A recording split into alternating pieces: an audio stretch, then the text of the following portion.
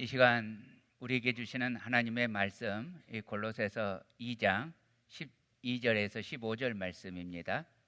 우리 다 함께 한 목소리로 받들어 읽도록 하겠습니다. 골로새서 2장 12절에서 15절 말씀입니다. 우리 함께 읽습니다. 너희가 세례로 그리스도와 함께 장사되고 또 죽은 자들 가운데서 그를 일으키신 하나님의 역사를 믿음으로 말미암아 그 안에서 함께 일으키심을 받았느니라. 또 범죄와 육체의 무할례로 죽었던 너희를 하나님이 그와 함께 살리시고 우리의 모든 죄를 사하시고 우리를 거스르고 불리하게 하는 법조문으로 쓴 증서를 지우시고 제하여 버리사 십자가에 못 박으시고 통치자들과 권세들을 무력화하여 드러내어 구경거리로 삼으시고 십자가로 그들을 이기셨느니라. 아멘. 우리 잠깐 기도하겠습니다. 하나님 아버지, 우리 주님 앞에 이 시간 나와 부활, 우리 주님의 부활을 기념하며 예배를 드립니다. 이 예배 중에 우리 주님의 말씀을 듣습니다. 하나님 아버지, 이 부족한 종이 우리 주님의 거룩한 말씀을 감히 운반하게 됩니다. 주님, 이 운반하는 이 도구를 주님께서 온전히 사용하여 주시사 제 입술과 제 심령을 주장하여 주옵소서. 저와 우리 회중이 주님의 말씀을 듣고자 합니다. 성령님 충만하게 임하셔서 우리 말씀 잘 깨달을 수 있도록 조명하여 주옵소서. 예수님의 이름으로 기도합니다. 아멘. 요즘 특별한 안경이 발명이 되었나 봐요. 그래서 아마 많이들 보셨으리라고 봅니다. 인터넷에 이 특별한 안경을 쓰는 동영상들이 올라오고 있습니다. 이 안경은 생명을 교정해서 색깔을 볼 수 있게 하는 그런 안경입니다. 그 동영상 하나를 우리 함께 보겠습니다. 생명이었던 할아버지가 이 생명 교정 안경을 쓰는 이 동영상입니다.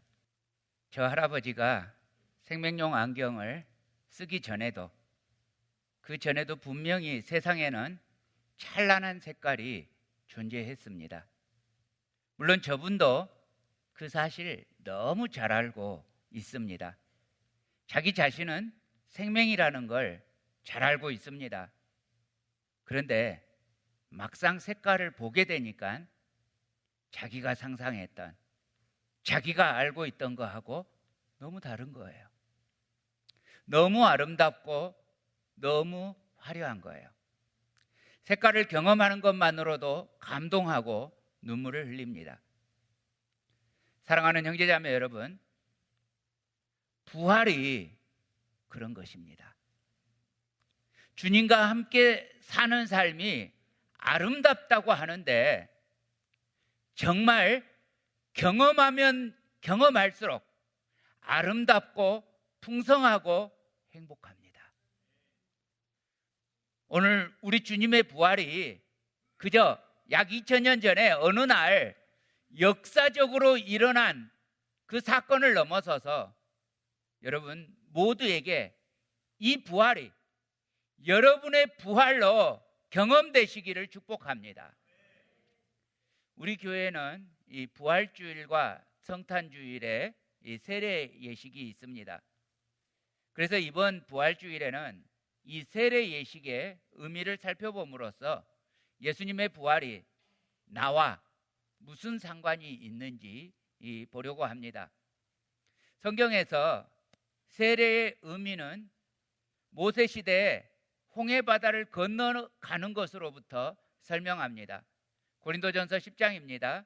형제들아, 나는 너희가 알지 못하기를 원하지 아니하노니 우리 조상들이 다 구름 아래에 있고 바다 가운데로 지나며 모세에게 속하여 다 구름과 바다에서 세례를 받고.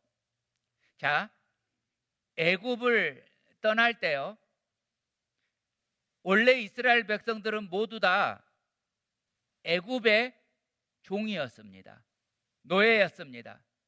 그런데 하나님의 임재 아래서 구름 기둥이 이끄시는 대로 따라가서 이제 홍해 바다가 갈라지고 그 바다 속으로 들어갑니다. 이 홍해 바다에 들어갈 때까지 이스라엘 사람들은 노예였습니다. 종이었습니다. 그래서 이 이스라엘 사람들이 엑소도스 하는 것을, 탈출하는 것을 이전에 이들의 주인이었던 애굽의 바로와 군대가 그 주인의 권세를 가지고 탈출하는 노예들을 잡으려고 쫓아갑니다. 그런데 이스라엘을 쫓아오던 모든 애굽 군대가 다 이 홍해 바다에서 수장을 당하지요. 그리고 이 홍해 바다를 무사하게 건넌 이스라엘 백성들은 이제부터는 이 홍해 바다를 건너기 전에 그 이스라엘 사람들이 아닙니다. 이제부터는 완전히 자유인입니다. 이전에는 노예였어요. 종이었어요. 그런데 자기들의 주인이었던 애굽 사람들은 다 죽임을 당했습니다. 그래서 이전에 노예였던 자기의 신분도 거기서 죽었습니다. 이제는 새로운 신분, 하나님의 백성이 되었습니다. 레위기 26장 12절 13절입니다. 나는 너희 중에 행하여 너희의 하나님이 되고 너희는 내 백성이 될 것이니라. 나는 너희를 애굽 땅에서 인도하여 내어 그들에게 종된 것을 면하게 한 너희의 하나님 여호와이니라. 자, 이렇게 이스라엘 사람들이 자유와 새로운 신분을 얻게 되었던 이 홍해 바다, 이 바다에 들어가고 나오는 것, 이것이 바로 세례라는 겁니다. 그러니까 세례라는 것은 내가 물 속으로 들어가는 겁니다. 우리 장로교는 이 물을 이렇게 위에서 뿌려줍니다. 그런데 이거는 그냥 심볼이에요. 상징이에요. 원래는 물 속에 완전히 들어가는 것입니다. 그 물 속에서 이전에 죄악된 나, 더러운 나, 이 나의 옛자는 죽은 것입니다. 내가 그리스도와 함께 십자가에 못 박히는 것입니다. 그리고 그 물 속에서 나올 때 이 나는 이전의 나가 아닙니다. 이 나는 새로운 나입니다. 의롭다 하심을 입은 나입니다. 죄 용서함을 받은 나입니다. 그 새로운 나로 태어나게 되는 것입니다. born again입니다. 그리스도의 부활과 함께 다시 사는 것입니다. 세례를 통해서 그리스도의 십자가에서의 죽음과 부활이 나의 죽음과 나의 부활로 연결되는 것입니다. 자, 오늘 본문 12절 말씀 우리 함께 읽겠습니다. 너희가 세례로 그리스도와 함께 장사되고 또 죽은 자들 가운데서 그를 일으키신 하나님의 역사를 믿음으로 말미암아 그 안에서 함께 일으키심을 받았느니라. 아멘. 우리 로마서 6장 4절 말씀 한 번 더 읽겠습니다. 시작. 그러므로 우리가 그의 죽으심과 합하여 세례를 받음으로 그와 함께 장사되었나니 이는 아버지의 영광으로 말미암아 그리스도를 죽은 자 가운데서 살리신과 같이 우리로 또한 새 생명 가운데서 행하게 하려 함이라. 그러므로 여러분, 세례는 단순히 의식이 아닙니다. 세례는 믿음이 동반돼야 합니다. 하나님께서 그리스도를 죽은 자 가운데서 살리신 사실을 믿는 겁니다. 그리고 세례를 받은 내가 그리스도와 함께 죽음에 동참하는 것입니다. 또 그리스도 이전에 그 옛사람을 벗어버리고 죄의 종로로 돼서 해방되는 것입니다. 자, 다시 우리 로마서 6장 3절 4절 함께 읽습니다. 무릇 그리스도 예수와 합하여 세례를 받은 우리는 그의 죽으심과 합하여 세례를 받은 줄을 알지 못하느냐. 그러므로 우리가 그의 죽으심과 합하여 세례를 받음으로 그와 함께 장사되었나니 이는 아버지의 영광으로 말미암아 그리스도를 죽은 자 가운데서 살리신과 같이 우리로 또한 새 생명 가운데서 행하게 하려 함이라. 이와 같이 너희도 너희 자신을 죄에 대하여는 죽은 자요 그리스도 예수 안에서 하나님께 대하여는 살아있는 자로 여길지어다. 아멘. 그러므로 세례를 받은 자는 죄에 대해서 그리스도와 함께 내가 죽었다. 그리고 의에 대해서 그리스도와 함께 살았다. 그렇게 여기라고요. 믿음은 여기는 것입니다. 옆 사람에게 말해주시기 바랍니다. 여기세요.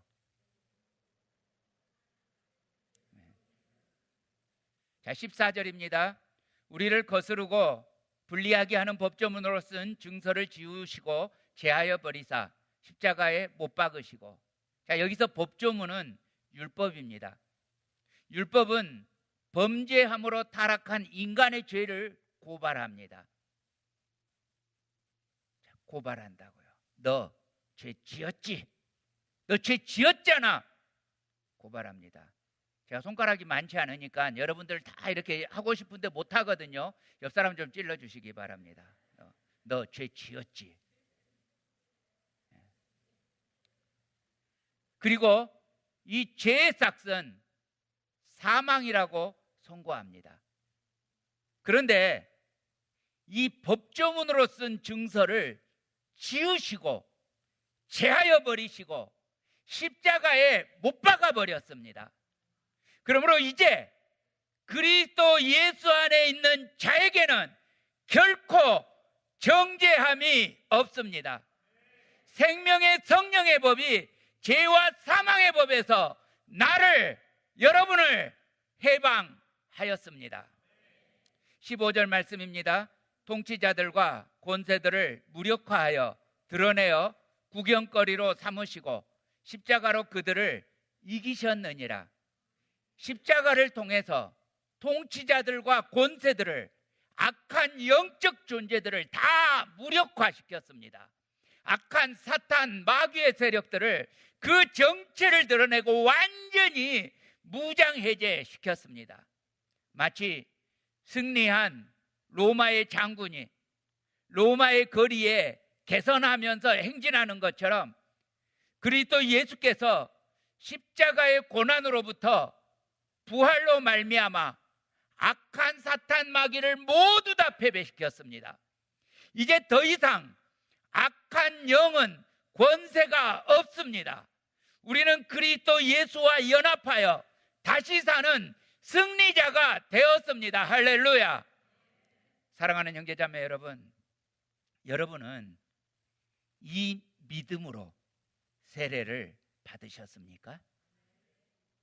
여러분은 그리스도와 함께 이전에 나는 죽었고 그리스도의 부활과 함께 새로운 피조물이 되었음을 믿으십니까?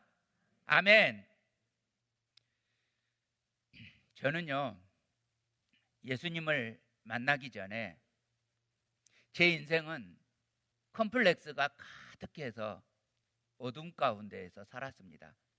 지금 저를 보는 분들은 제가 그런 어둠 가운데 살았다는 것을 정말 상상도 못 하실 것입니다. 사람들에게 다가가기를 부끄러워했습니다. 모처럼 서울에서 친척들이 저희 집으로 놀러 오면 너무 반가운데, 너무 좋은데 어서 와, 형, 누나, 이모, 이모부 어서 오세요. 이 말을 못했어요. 이 말을 못하고 오히려 구석에 가서 숨는 거예요. 그러면 형이나 누나들이 반갑다고 와가지고 저를 이렇게 붙잡고 끌어안고 이러면 그때 제 입에서 튀어나오는 말이 집에 가. 내 마음과 너무 다른 말이 튀어나오는 거예요. 그러면서 고집은 어찌나 그렇게 고집은 가득한지 인생의 의미도 목적도 알지 못하고 주님을 모르는 것만큼 마스코트와 징크스 우상에 사로잡혀 살았습니다. 살아 있었지만 죽은 존재였습니다. 허물과 죄로 죽었습니다. 여러분, 십자가의 예수님을 만나지 못하면 누구나 그래요. 심지어 예수님을 3년 동안이나 따라다녔던 예수님 제자들도 이 십자가가 자기와 상관없을 때는 그랬어요.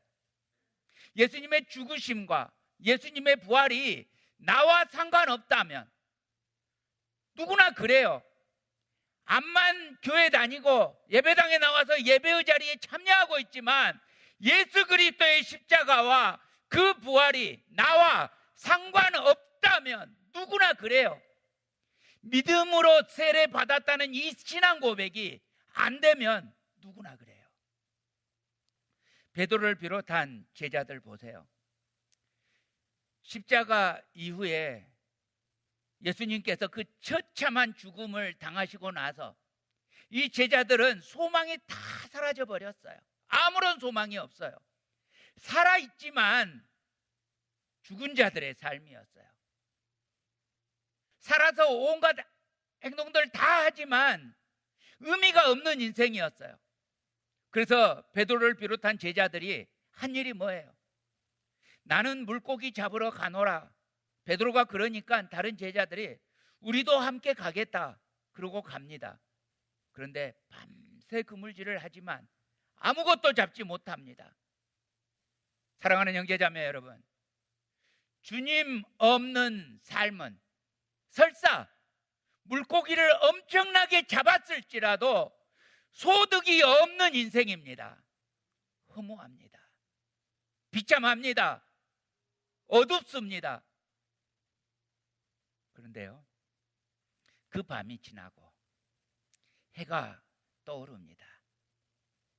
그 아침 햇살에 잔잔한 호수가 점점 밝아져 갑니다.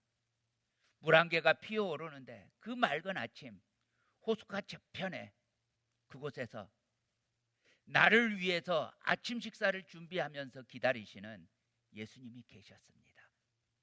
부활하신 예수님이셨습니다. 요한의 아들 시몬아, 네가 나를 사랑하느냐? 부활하신 예수님께서 물으셨습니다. 그때 베드로를 비롯한 제자들은 새로운 경험을 하게 됩니다.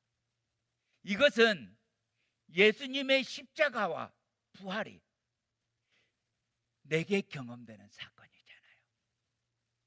훗날 사도 바울은 이렇게 씁니다. 우리가 잘 아는 말씀입니다. 우리 함께 읽겠습니다. 갈라디아서 2장 20절입니다. 시작. 내가 그리스도와 함께 십자가에 못 박혔나니 그런즉 이제는 내가 사는 것이 아니요 오직 내 안에 그리스도께서 사시는 것이라. 이제 내가 육체 가운데 사는 것은 나를 사랑하사 나를 위하여 자기 자신을 버리신 하나님의 아들을 믿는 믿음 안에서 사는 것이라. 자, 이 부활의 주님이 경험된 이 시간부터요, 제자들은 이제 그냥 제자들이 아닙니다. 이전에는 학문 없는 무식한 보통 사람으로 알았었는데 이제는 더 이상 그 제자들이 아니었습니다. 두려움에 떨었었고 무식했고 초라했고 소망 없이 숨어 지냈고 예수님의 고난 십자가 앞에서 그 달달달 떨고 있던 그 제자들의 모습은 이제는 없습니다. 예수님이 다시 사셨습니다. 나 때문에 십자가에 못 박혔던 그 예수님이 하나님의 능력으로 다시 사셨습니다. 이제 제자들은 제사장들과 성전 맡은 무리와 사두개인들의 그 협박에도 채찍질에도 체포해서 감옥에 가둬도 심지어 죽여도 두려워하지 않습니다. 심지어는 스데반과 사도 야고보를 죽이고 예루살렘에 핍박이 일어나서 모든 성도들이 흩어져서 도망하면서도 그 상황에서도 복음 전하기를 멈추지 않습니다. 멈출 수가 없는 거예요. 왜요? 예수님, 하나님의 아들, 메시아, 그리스도께서 다시 사셨기 때문입니다. 이 갈릴리 무식하고 초라하고 겁 많았던 제자들이 이제는 죽음도 두려워하지 않고 복음 전하는 제자들이 되는 거예요. 3,000명이나 예수님을 믿게 하는 능력의 전도인이 돼요. 은과 금은 내게 없거니와 내게 있는 이것을 내게 주노니 나사렛 예수 그리스도의 이름으로 일어나 걸어라. 여러분, 부활이 아니고서는요, 이 제자들의 극적인 변화를 어떻게 설명해요? 부활이 아니고서 이 복음의 극적인 영광을 어떻게 설명해요? 이 복음이 아니고서 우리가 지금 예배하는 우리들, 이 교회가 어떻게 시작되었는지 어떻게 설명이 가능해요? 그렇습니다. 우리 함께 읽겠습니다. 고린도전서 1장 18절입니다. 십자가의 도가 멸망하는 자들에게는 미련한 것이요 구원을 얻는 우리에게는 하나님의 능력이라. 십자가의 도가 나에게는 하나님의 능력입니다. 따라하시기 바랍니다. 십자가의 도가 나에게는 손 좀 쓰세요. 손 좀 쓰세요. 다시요. 십자가의 도가 나에게는 하나님의 능력입니다. 할렐루야. 예수님이 부활하셨기 때문입니다. 내가 예수님과 함께 살게 되었기 때문입니다. 예수님과 함께 나의 죄, 나의 더러운 모습들, 나의 옛자 십자가에 못 박혔습니다. 지금 내가 사는 것은 이전에 내가 사는 것이 아닙니다. 그런즉 누구든지 그리스도 안에 있으면 새로운 피조물이라. 이전 것은 지나갔으니 보라 새 것이 되었도다. 이전에 더러웠던 나, 죄악된 나, 예수님과 함께 십자가에 못 박혔습니다. 이제 내가 사는 것은 나를 사랑하사 나를 위하여 자기 자신을 버리신 하나님의 아들을 믿는 믿음 안에서 사는 것입니다. 이제는 내 안에 그리스도께서 사시는 것입니다. 새로운 피조물, 새로운 자아로 사는 것입니다. 의롭다 하심을 얻은 그 생명으로 사는 것입니다. 할렐루야. 예수 다시 사셨네. 할렐루야. 예수 다시 사셨네. 할렐루야. 나도 다시 살았네. 할렐루야. 예수님과 함께 나도 다시 살았네. 할렐루야. 사랑하는 형제자매 여러분, 여러분 모두 이 부활의 영광을 여러분의 것으로 누리시기를 우리 주님 이름으로 간절히 축원합니다.